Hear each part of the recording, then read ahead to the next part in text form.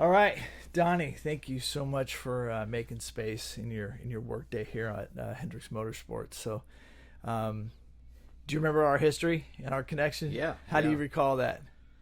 Uh, One thing I recall is we went to dinner and they dropped a full large tea in your lap. Do you remember that? I do. Do you remember that? I do. The waitress So, smelled so yeah, absolutely no, horrible. no. You came here and the chaplain at the time, Steve Hudson, brought you around. Yeah. You were doing a story called, if I'm correct, More Than Conquerors, Yeah. about faith in sports. Old sports show, yeah. You guys walked up to me in the shop working on race cars and was like, "Hey, do you want to answer some questions?" And I remember saying, like, right here in the race shop in front of everybody. And so, yeah, I remember that. That put you on the spot, didn't it? Yeah, it did. Absolutely. So I remember after the whole program was edited and put on the air, we were having some condition, just basically where was the show going to land, what time of day was it going to play. And I remember, and being in television, you're hoping that you don't get the midnight hour, that people are, the TVs are going to be off and they're going to be gone to bed. And we ended up in a time that I just accepted it. Just, this is in God's hands. I was just accustomed to just cut it and put it out there, and whatever the Holy Spirit's going to do with it is going to happen. And I heard from you maybe just a couple months later. Can you tell us that story about that guy reaching out to you? So, yeah, there was a gentleman out of Tennessee who I did not know, but I had come home one night. This was back in the answer machine days, and if you remember those, and there was a message on our answer machine at home, and it was really late at night, and normally I would have just went to bed, but I decided to. It was late, so I decided I would answer it, and it was a gentleman saying that he had watched this show, More Than Conquerors, that he was on having dialysis, and he would have to go in like super late at night, like 3 in the morning or something. He's in there, and he was a diabetic and had some kidney issues, and so he would sit in there while they were doing the dialysis. They would watch TV, and that show just happened to come on TV, and he was a big Dale Earnhardt Jr. fan, and as he said on the answer machine, "Hey, I watched this show, More Than Conquerors, and if you're the guy, Donnie, that was on the show, I just want you to know I'm the biggest Dale Earnhardt Jr. fan there is, and man, I would love for you to call me." And of course, I thought, well, man, how many people are the biggest Dale Earnhardt Jr. fans? And at the time, I was on Dale Jr.'s team here at Hendrick Motorsports, working on his cars, and so the story kind of showed that. So he somehow found my phone number. That's crazy. And that's how it all started. Yeah. That's wild. So he ended up accepting Christ. Well, it's interesting. I was a little reluctant to call him because sometimes when you're in a professional atmosphere like that, you get a lot of people that want you for many things.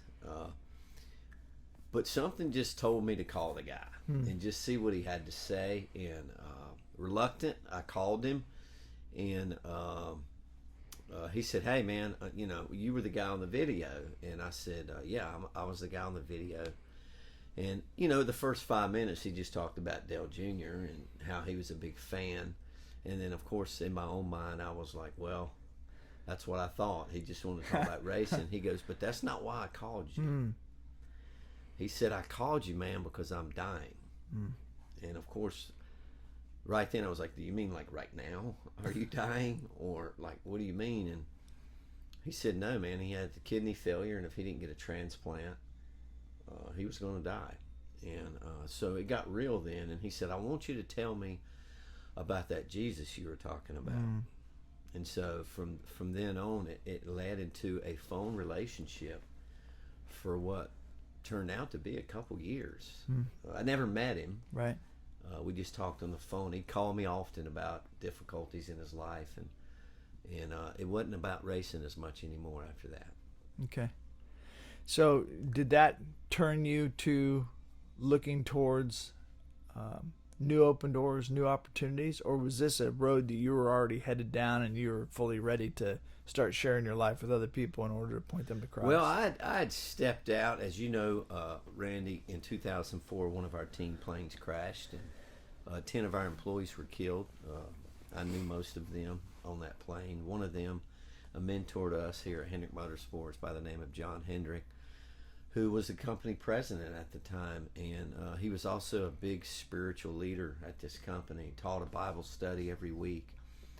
And so at that time is when I really began a battle with God about God saying, I really would like for you to talk about me in the workplace. And I was like, nah, I kind of think I'm just here to work and build race cars and go race and win trophies and make money. But God would not release me from that. He bugged me to death about that. And, he pretty much got me to a breaking point, but I didn't feel like I was adequate enough, trained up enough. And so eventually, after navigating what all that looked like over some months, I finally said, okay, I'm going to, I'll be bold enough to talk about you, but it's like I gave God conditions. You're going to have to put people in front of me, or you're going to have to make it clear to me. And boy, did he. And so I have a unique platform at the time. You know, I work on a professional race team where people follow us, and with the Dale Juniors and the Jimmy Johnsons and the Jeff Gordons, and you know, I'm not alone. There's many of us on those teams, but it is a platform, and so I decided to just use the platform I had to if it exposed me to people, to be able to share my faith. Okay, you're a dad. You've got two kids. 2 kids. I got one almost 18, Damon, and then I have a daughter. She'll be 15 in January, Darcy. Okay, I think when I was around there, probably right around the 10 and 7-year-old range, maybe a little younger. You've had an opportunity to raise Damon around motorsports. I know he was into BMX. What path did he end up going? So he raced BMX for a while. Then he competed in BMX freestyle, and then he spent 5-6 years up till about last year, racing motocross. Okay. Pretty competitive, almost pretty full time on the weekends. And then, not this past summer, but the summer before, he went down at a big race in Virginia and hurt himself in what later led to a fractured hip. So he's kind of stepped away a little bit from the motocross. He's a big mountain biker now, so downhill mountain biking, but real competitive kid, real athletic. How do you lead an athlete as a father, someone who has that kind of talent? Because you're a road rider. I'm not sure if you're a road racer. Ride road bike, mountain bike, bunch of BMX in my day, and so he's attracted to that. Yeah, we're competitive. Okay, yeah. All right, we're competitive. And then you've got a competitive son who knows his father's heart, who needs to be led. How do you lead an athlete like that? There's gonna be dads out there who have got their kid in little league baseball or football, and they're focused on that, you know, the eternal thing being he's going to go to a Division 1A school and he's going to go to NFL or MLB. How did you guide him along in that? Well, I think a lot of it was when he came to me and said he wanted to race dirt bikes. That was a big step, because I was like, do you want to ride dirt bikes or do you want to race dirt bikes? Two different things. Big difference. And then I started thinking about my pocketbook, because racing is expensive. And but we're competitors, you know. After being in Hendrick Motorsports as long as I have, we like to race and we like to win. And so my words to him were, if you're going to race, you're going to have to be all in. We're just not going to do it to just go out there and be halfway. We're going to be all in. And he was super competitive, and we really didn't know what we were doing when we first started, but we started going and racing, and the more he raced, the better he got, and people would come up to us and they didn't know where we had come from. We kind of started late in his age bracket. Sure. So they were like, he's pretty good, and maybe you should go to this series, it's more competitive. And so we started doing that, and for me it was about winning. I wanted him to win. But after quite a number of years, I would find out that sometimes I'd put a little bit too much pressure on him to win and to not just do his best. Did he communicate that to you, or did somebody else communicate that to you? Mostly it was him. Okay. It was usually him. He would communicate that to me. And then so I would learn to back off and just encourage him to go do his best. but he didn't like it when he didn't do his best. Sure. He wanted to win too, but trying to keep him motivated to go, you're just as good as those guys. Don't ever think you're not as good as they are. And man, we had a great time with family, traveling early mornings, and but it's dangerous. So he got hurt a lot. All right, yeah, it is. It's a tough one. Now you've got a beautiful young lady in the house as well. Tell me about leading a young woman as a father in this world. What do you help guard her through? She's what, high school now then? Yeah, so she's in the 9th grade, and so soon to be 15 in January. And I think we've myself and her mother, we've done a good job of raising our kids in the church. We believe you have to build a foundation. And that foundation, as much as we do ourselves as mother and father and pour Christ into their life, we do believe we need help with that. Mm-hmm. So we believe that they need to hear other pastors and youth leaders. But to pour a foundation, and as they go through life, we help kind of mold that foundation. Because we're under the firm belief that our job is not to save our kids. God does that. But our job is to raise them up to understand who God is and why they need Christ in their life. And so, obviously, with kids, it can be difficult sometimes because the world's pulling at them too. Sure. To give them all the things that they desire and want. Can you remember those moments that they came to mommy or daddy and said, "I accepted Jesus today," or "I want to pray"? Yes. I mean, both of our kids, there wasn't a one moment where they had like this altar call moment. Okay. We've taught our kids that as you read through Scripture and we see that, when you think of Romans 10:9 or 10:13, who confess with your mouth and believe in your heart that Christ died and rose from the grave, or all those who call on the name of the Lord will be saved. We've had those conversations with our kids. Like, have you done this? Is there a moment in your life where this became real to you? And they can tell you, like, yes, I get it. I believe it. I've surrendered to it. And so with that, we just continue to move forward to disciple and help them grow. But they're still teenagers. They're still kids doing life. And so we've had those battles, and those, we live in a digital age. So much of the battle for parents today is, a cell phone. Right. The digital age. And they have more knowledge than we've ever had. Right. I can go to my son and talk about something in life, and he'll just Google it. And sometimes I've actually been corrected because Google corrected me. So if it's on the internet, it's true. Yeah, and so you're always teaching them to learn, but to learn the truth. Whatever you pursue, whatever knowledge it is, make sure it's valuable and that it's true. And so we have good kids. We're really blessed that our kids, man, they're not troublemakers. They do a good job of believing what they believe and just trying to do life. They're teenagers, which is great. Yeah. So it sounds to me, okay, so you came on the team as a team member, and so you've got some mechanical background, you've got a fathering background, you've got a coaching background for your son, you've got parenting, husbandry. Sounds like you bring a lot of those items here to work to do ministry. What's a day like? What's the temperament of acceptance of having a chaplain on site? We're in a place where you have secular and Christian people, sinners, not sinners. We're all sinners, but believers, non-believers mixed together. Yeah, well, I think, I've been doing the chaplaincy role with Motor Racing Outreach here at Hendrick Motorsports since it's been about 3 years and a month, this month. And the unique thing is we're blessed here because Mr. Hendrick is a believer. He and his wife are followers of Christ, and it being a private company, they do believe that as people come to work every day, and I believe this, and I've tried to instill this in all the people that work here, all 600, when they park their car in the parking lot, they don't leave their life in their car. They take it into work with them.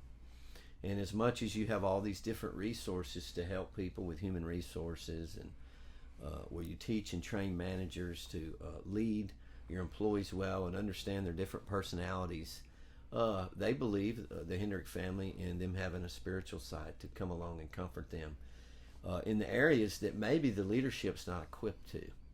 And so that's where Chaplain comes in. You see it a lot in corporate chaplaincy across America, where you say, hey, how can we get in and help our employees with personal life issues like marriage, finances? Maybe it's with a coworker or a boss. Maybe they're just dealing with some other personal issues in their life. You think about divorce and family issues, kids, right? Raising kids. Just any of these personal issues that, let's be honest, most employees are most likely not going to talk to their bosses about. Sure. Just because we're in a competitive environment here, and they want to make sure that they're up to speed with what they're here to do with their job. But at the same time, we're all doing life. Mm-hmm. And so my role is to come alongside and help with the spiritual and emotional well-being of the employees that will allow me to. Like you said, not every employee here is a follower of Christ, right. A Christian. And so as much as I'm here to help disciple and build believers to follow Christ and be who he's called, for them to be who we've been called to be, there are people here that don't believe in that. But I think that you can still love on them the same. They still have the same issues. Sure, yeah. I think the difference with what I do is I filter the answers to how we fix or help those problems to a biblical worldview. So when, say, it's someone that comes in with divorce, issues with their marriage, and obviously we try to do marriage our way, and we get to a place where it's difficult. Yeah. So our way's not working. And so now what do? There's definitely good professional counselors out there, but I believe ultimately we need to look at what God says marriage is. And so when they come to me, I will always filter it through what God says and through that lens. Okay. And they know that when they're headed to the door, right? They pretty much know that's who I am. Good. You know, and we do it. I do it in a loving way, non-judgmental. You know, God's called us to love people. Sure. Right where they are. Amen. And so that's what we've been called to do. So much of what I do here is I lead devotions throughout the week at different departments during their break times. So I have a good group of those devotions that go on all throughout the week with employees. They're just little 15-minute devotions that are about life issues and how we can become more like God's called us to be. And then on Wednesday, we have our fellowship lunch, which is started 20 plus years ago by John Hendrick as a small Bible study. And now it's called a fellowship lunch, where the employees are allowed to come to the team center and get a free buffet meal and then fellowship. And then I speak a message relevant to their life, about biblical worldview, about life issues. Okay. And so it's a mode to disciple. And, you know, we have 90 to 100 employees show up for that every Wednesday, and it's just 1 hour. And then outside of that, it's getting around the campus and just talking with employees and learning about them, what's going on in their life, is there anything I can help them with, if I can pray with them. And usually after a while, the more you do that, the more people reach out to you. You know, from weddings to funerals, you name it. How do you draw men into this specifically? Because the reason why I jumped into this pool of creating a podcast is I shared my story in front of a bunch of people, and the story came down to that I'd received a phone call one day on my way home from work, and the person on the other end of the phone had told me that my cousin Steve had committed suicide. Now, I knew Steve's life, and I knew where he was spiritually. I knew where he was emotionally. And so for me, the disappointment and the hurt came when I understood that he just lost his value, and he'd lost his connection, and he lost his connection to men and to God. He'd lost his value, and he really lost his way. And I can't say it's understandable. It's still a mystery to me, but I understand the pain. And so my question is when you have men that are traveling a lot and in and out of town and have to work on being a family and a dad and a work teammate, etc., and they want nothing to do with Christianity, they want nothing to do with God, how do you draw and challenge those men into a space to hear the truth about whatever changes they want to make? They can look to God and find that strength and find that peace and commit their ways differently. How do you draw them into that conversation? Well, I think ultimately you have to be approachable. You know, I think as much as we as a humanity try to walk around and pretend like we have it all together, I think you know, there are many people whose life is doing great, believer or non-believer. Sure. Their lives are doing well. They're blessed. Their finances are good. Just life's well. But then there's also this time when life is not well. You know, be it something going on in their marriage or with their kids or a coworker or a family member.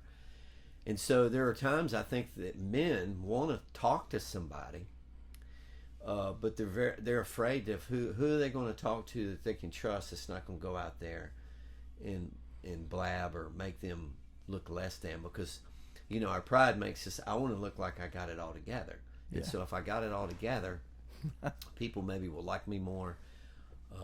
But that's not always the case. There's plenty of men out there that are going through difficult times. And so who are they looking to that they can trust with confidence that, hey, I can get this off my chest, or I can talk to someone about this. And I know that they're not going to judge me. They're not going to tell anyone. They're just going to keep it between them and me. And so I think to do that as a chaplain, even as just a friend, you got to be approachable. Right. You got to be like, well, he'll talk to me. He doesn't act like he's better than me. He doesn't have an ego. So you got to be a friend. You got to love people. And even if they're the kind of men that maybe their life is not something that you agree with, I think we still as believers have to come alongside people right where they're at and just go, hey man, I can see past a lot of the things that maybe I don't agree with in your life, and still be your friend. And I think the more we're approachable, the more someone is that feels at ease to come alongside and go, hey, can I sit down with you? Now, obviously, for me, I'm a chaplain, so I have a title. Right. And usually when you hear chaplain, that's someone you can go to. So if you can't go to the chaplain, I don't know who you can go to. So for me, it's about just being approachable and just trying to be a friend and trying to be honest, a voice of reason, not take a side. I think a lot of times people are looking for someone to tell them what they want to hear. That's not me. I'm not going to tell you what you want to hear. I think sometimes we need to be told what we need to hear. And so we need people to be honest with us. I know I would want that myself. So, do you find yourself sharing any real circumstances from your life in order to be able to relate to those men? Is the common denominator pain and the journey of life, or is the common denominator hope? Where do you find the base with a lot of men when you're sharing? Oh, I think you definitely use your own personal experiences. I mean, when I talk about marriage with people, I use me and my wife as an example. My poor wife's been a guinea pig for so much marital counsel, but we have to. That's the realness of it. Right. Is we're no different than anyone else. Like when I think of us as believers in Christ, we're not better than. We're better off than. Right. Say a non-believer, but we're not better than. I think we have something that helps us approach life issues that is hope, and so the goal for me is to offer hope. You know, when an employee's about to lose his job, you know, and they're in this position of, man, what am I going to do? We got to provide hope, a voice of reason, of have you ever thought about looking at it this way? Because right now we live in an age, in a world where we can often be very self-centered and it's all about us. Sure. And I want to be in control. And it's a great reminder to me of the first sin of pride, that I don't really need God. Right. I'm in control. I got this. And then all of a sudden we find out we're in a place where we don't got this. Yeah. No, I hear you. And so what do we do with that? Well, for me, it's like, hey, I've been in a place too where I didn't have that. Or I don't got this. And so what do we do? Well, I always go back to my foundation of my faith, where God says, you know, like Proverbs 3, 5, and 6, do not lean on your own understanding, right? But in all your ways follow me. Yeah. And but we want to lean on our own understanding because we want to be in control. That's all we have. That's right. We only have our own because we want to be in control. So it becomes, for me, as a chaplain, as a Christian chaplain, I'm also an evangelist. So I believe it takes 100% surrender to Christ and who He's called us to be, and I believe that's the answer. Okay. To all of our problems. All right. That's the answer. So that person that's sitting back that says, well, he's got his position. He's set. I'm not set. I don't find any satisfaction hearing the story of a person who's made his way into the sports arena, which unfortunately a lot of people compare that to being at the ultimate. But you come and go to work, and the team travels around you, and you're an integral part of people's homecoming every weekend. What are your highlights? What are your highlights during the week as a fixture here on campus? What do you look forward to with these people? Man, I tell you, there's a lot of highlights. I think from a spiritual perspective, when I think about their faith, it's just when they come to me and go, hey, that message last week, that really spoke to me. I heard that. Or somebody comes to me and says, hey, I've started going to a Bible study at church. Or, the devotion you're doing throughout the week, man, I really enjoy you doing that. Right. Or, I just appreciate you being at the track. Great. Just being there, like this ministry of presence. I appreciate you being there. And anytime I hear that, because it's really not me. Like as believers, it's not about me. It's about Christ in me. Right. So what I want to bring is a light that maybe people aren't used to seeing. And so I used to not have that light. And so now that I do, I want to bring that goodness and what that looks like. Yeah. And so the highlights are when they see that. And then my goal is to encourage them to be that for someone else. Okay. I'm one chaplain with 600 employees, so I want a lot of these men and women here to be able to pour life into their coworkers that work right beside of them. Right.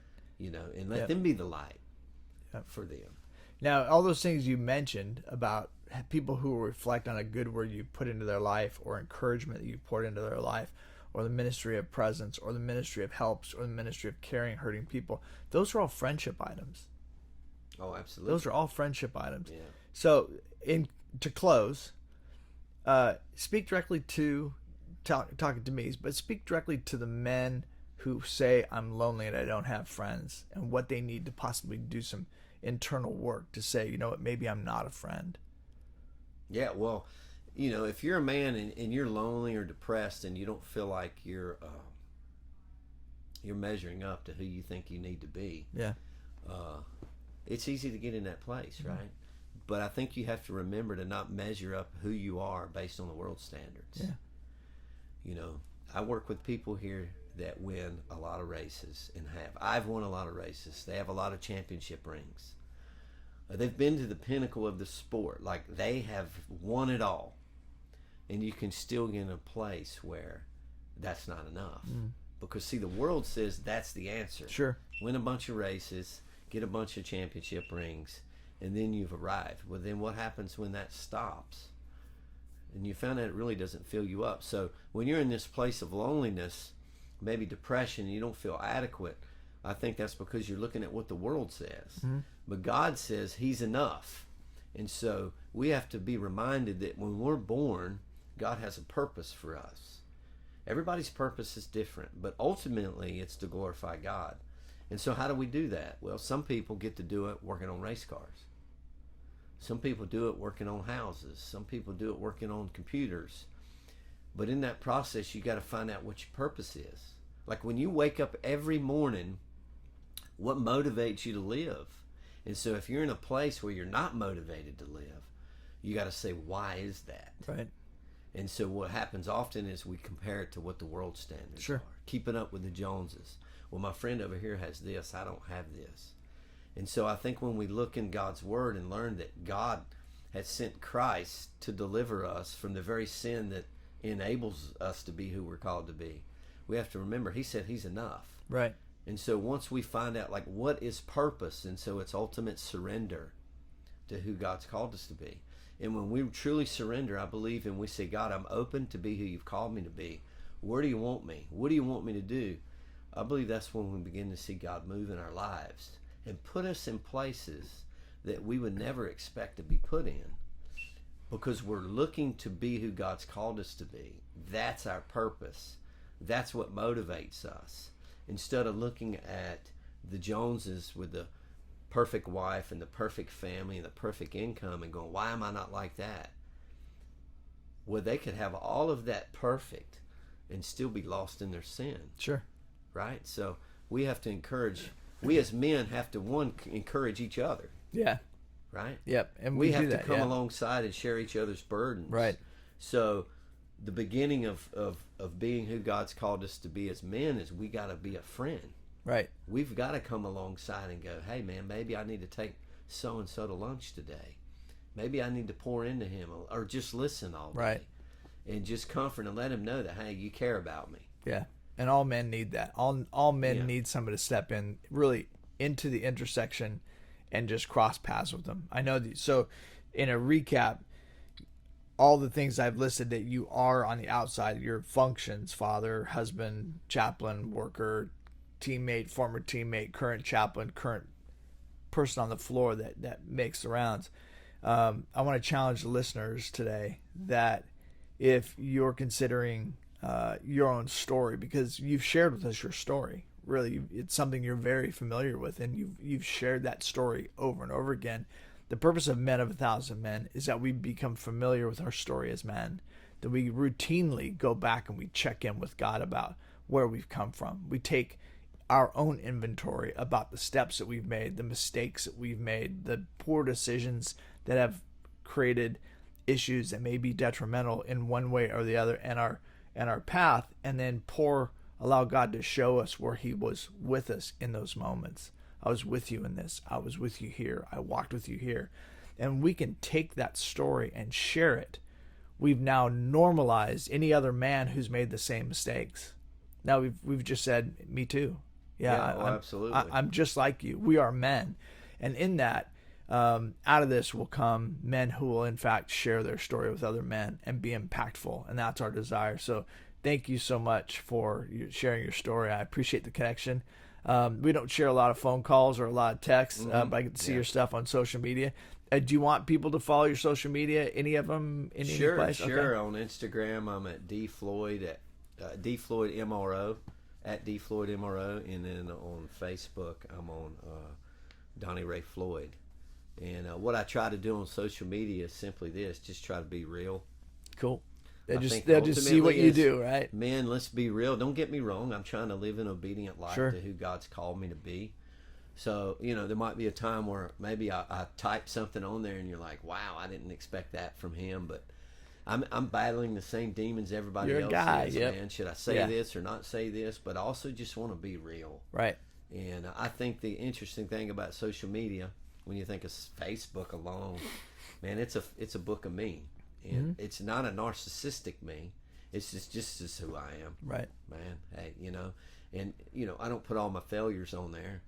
This is what I'm doing. This is what seems important to me today. I do put some scriptures and some devotions on there, but I'm just doing life like everybody else. Cool. And you, do you want people to know about your podcast at lunch, or does it go public? So it will be on the social media. Okay. So all right. The lunch we do here at Hendrick Motorsports every week. We do podcasting on Thursdays.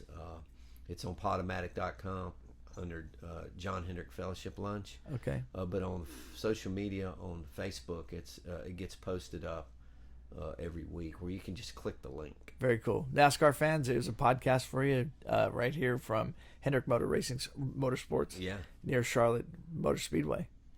So fun stuff. Thank you very much, Johnny. Appreciate your time, man. Thank you, Randy. Thanks for coming. Bye, buddy.